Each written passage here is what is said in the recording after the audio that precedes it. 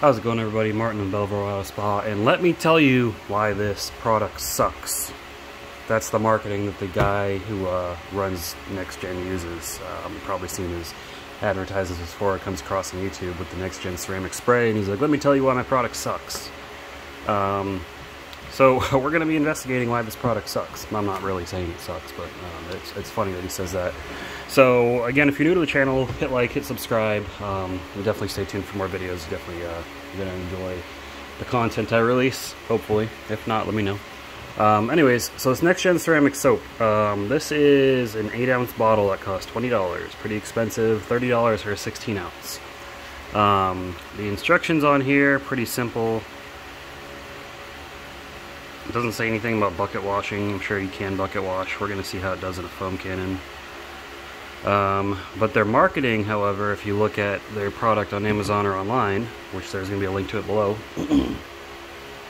it claims that this soap builds and restores ceramic protection. Now, does it restore ceramic protection? Well, probably in the sense that, you know, like Carpel Reset is made to clean ceramic coated vehicles to really just like release anything from the surface. Okay, I believe that. Does it build ceramic coating? I'm not sure, but we're gonna see.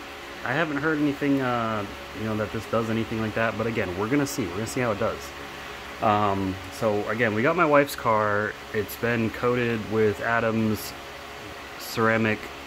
graphene ceramic spray, the advanced version, which is supposed to last 18 months. It's not lasting 18 months. It's already died on the hood, and I've had to redo the hood with a different product, Ryan West Industries coating, which I'm going to release another video after this, show how it's doing. But we're going to see, because we're going to test it out on the back of the car, where the coating, spray coating on there is very, very weak, if not non-existent. It's probably still there a little bit, but it's very weak. And see how it does. So yeah, let's get to it. So this soap is very watery, which I actually prefer soaps like that. I don't like the thicker consistency. I like being able to pour them. Being watery doesn't mean that it's diluted. It just means I didn't put like a gelling agent in the product, which again is fine. It says 2 ounces in a foamer, so I'm gonna do, even though it's only half, I'm gonna do approximately 2 ounces just to be generous. We'll see how it does. That's about 1 ounce. That's about 2 ounces. That should be more than plenty.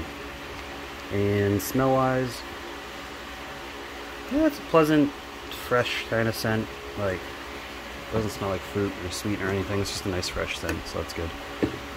Let's get it wound up to the best foam cannon in the world, the MJGC Foam Cannon Pro version 2. Crank it up to max foam.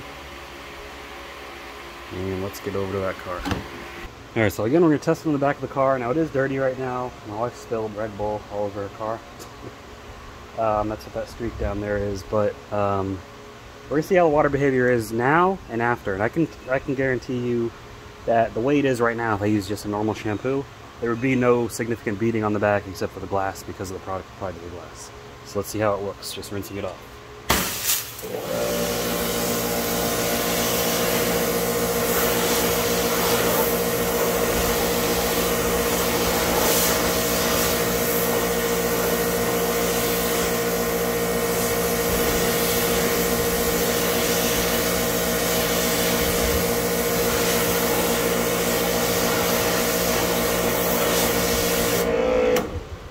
Like around here, there's really no beating. Down here, the water is repelling slowly.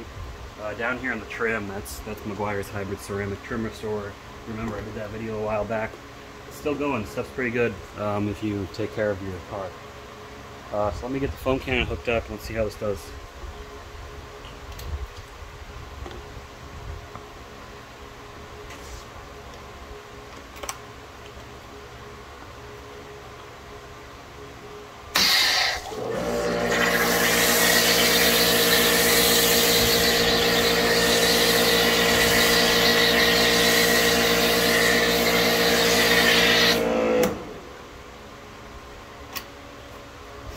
Alright, so foam-wise, creates really good foam, as you can see.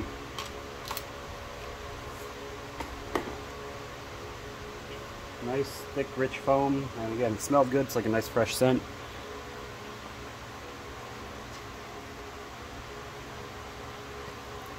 Soap feels nice, decent lubrication.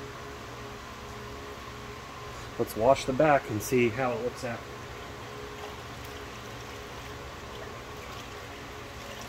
Is it really going to build that layer of ceramic protection like it says?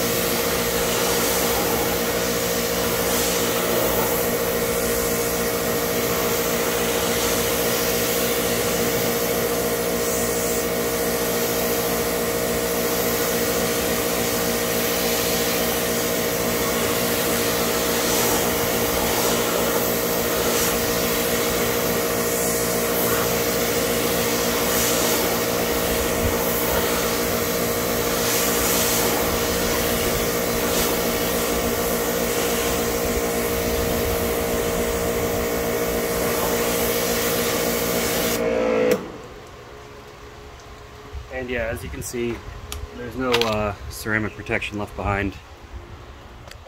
That is flat water.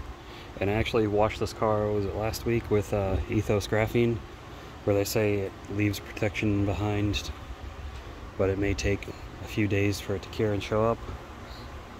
Well, if it washes off with soap, it ain't any kind of protection, guys.